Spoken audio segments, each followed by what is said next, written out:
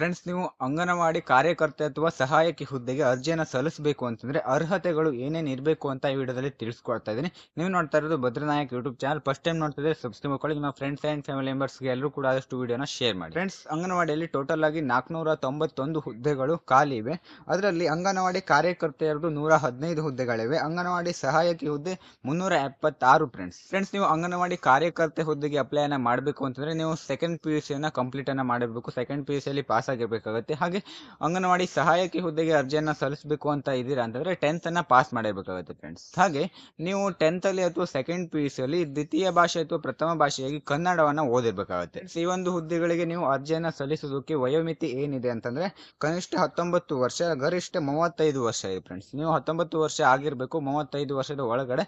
ಹಾಗೆ ವಿಕಲಚೇತನರಿಗೆ 10 ವರ್ಷ ಜಾಸ್ತಿ ಕೊಟ್ಟಿದ್ದಾರೆ. ನಿಮಗೀಗ 35 ಇದೆಯಲ್ವಾ, 45 ವರ್ಷ ಆಗಿದ್ರು ಕೂಡ ಆಗುತ್ತೆ ಫ್ರೆಂಡ್ಸ್ ವಿಕಲಚೇತನರಿಗೆ. ಫ್ರೆಂಡ್ಸ್, ಇಲ್ಲಿ 491 ಹುದ್ದೆ ಏನಿದೆ ಅದು ಉತ್ತರ ಕನ್ನಡ ಜಿಲ್ಲೆಯಲ್ಲಿ ಇರೋದು. ಉತ್ತರ ಕನ್ನಡ ಜಿಲ್ಲೆಯಲ್ಲಿ ಯಾವ ಯಾವ ತಾಲೂಕುಗಳಲ್ಲಿ ಇದೆ ಅಂತಂದ್ರೆ ಅಂಕೋಲ, ಭಟ್ಕಳ, ದಾಂಡೇಲಿ, ಹೊನ್ನಾವರ, ಕಾರವಾರ, ಕುಮಟಾ, ಮುಂಡಗೋಡ, ಸಿದ್ದಾಪುರ, ಸಿರ್ಸಿ, ಜಯಡ, ಯಲ್ಲಾಪುರ, ಹಳಿಯಾಳ ವ್ಯಾಪ್ತಿಯಲ್ಲಿ ಎಲ್ಲ ಕೂಡ ಇದೆ ಫ್ರೆಂಡ್ಸ್. ಇದಿಷ್ಟು 491 ಹುದ್ದೆ ಈ ಎಲ್ಲ ವ್ಯಾಪ್ತಿಯಲ್ಲಿ ಒಳಗೊಂಡಿದೆ. ಈ ಒಂದು ಅರ್ಜಿಯ ಪ್ರಾರಂಭ ಯಾವಾಗ ಅಂತಂದ್ರೆ 10/3/2025 ಇವತ್ತು ಸ್ಟಾರ್ಟ್ ಆಗಿದೆ. ನಂತರ ಅರ್ಜಿ ಸಲ್ಲಿಸುವ ಕೊನೆಯ ದಿನಾಂಕ 4/4/2025 ಫ್ರೆಂಡ್ಸ್. ಇಲ್ಲಿ 4ರ ಒಳಗಡೆ ನೀವು ಅರ್ಜಿಯನ್ನ ಸಲ್ಲಿಸಿರ್ಬೇಕಾಗುತ್ತೆ ಫ್ರೆಂಡ್ಸ್. ಈ ಒಂದು ಅರ್ಜಿಯನ್ನ ನೀವು ಆನ್ಲೈನ್ ಅಲ್ಲಿ ಸಲ್ಲಿಸಬೇಕಾಗುತ್ತೆ. ವೆಬ್ಸೈಟ್ ಅಲ್ಲಿ ಅಧಿಕೃತ ವೆಬ್ಸೈಟ್ ಇರುತ್ತೆ.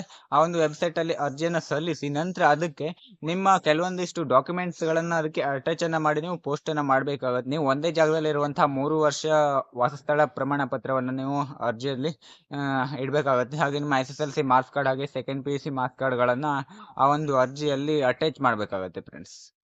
ಈಗ ನಿಮಗೆ ಈ ಒಂದು ವಿಡಿಯೋದ ಮೇಲೆ ಏನಾದರೂ ಡೌಟ್ ಇದ್ರೆ ಕಾಮೆಂಟ್ ಮಾಡಿ. ಹಾಗೆ ಬೇರೆ ಯಾವ್ದಾದ್ರು ವಿಡಿಯೋಸ್ ಬೇಕು ಅಂತಂದ್ರೂ ಕೂಡ ಕಾಮೆಂಟ್ ಮಾಡಿ. ನಾನು ನೆಕ್ಸ್ಟ್ ವಿಡಿಯೋದಲ್ಲಿ ನಿಮಗೆ ಅರ್ಜಿಯನ್ನ ಯಾವ ರೀತಿಯಾಗಿ ಸಲ್ಲಿಸೋದು ವೆಬ್ಸೈಟ್ ಅಲ್ಲಿ ಅಂತ ಕೂಡ ನಿಮಗೆ ತಿಳಿಸ್ಕೊಡ್ತೀನಿ ಫ್ರೆಂಡ್ಸ್. ಇಲ್ಲಿಗೆ ಒಂದು ವಿಡಿಯೋನ ಮುಗಿಸ್ತಾ ಇದ್ದೀನಿ. ಈ ಒಂದು ಚಾನಲ್ ಎಲ್ಲರೂ ಕೂಡ ಸಬ್ಸ್ಕ್ರೈಬ್ ಅನ್ನ ಮಾಡಿ ಫ್ರೆಂಡ್ಸ್. ಮುಂದಿನ ವಿಡಿಯೋತೆ ಮತ್ತೆ ಎಲ್ಲರೂ ಕೂಡ ಸಿಗೋಣ. ಯಾರೆಲ್ಲ ಕೊನೆವರೆಗೂ ವಿಡಿಯೋನ ನೋಡಿದ್ರೆ ಎಲ್ಲರೂ ಕೂಡ thanks for watching. Bye bye.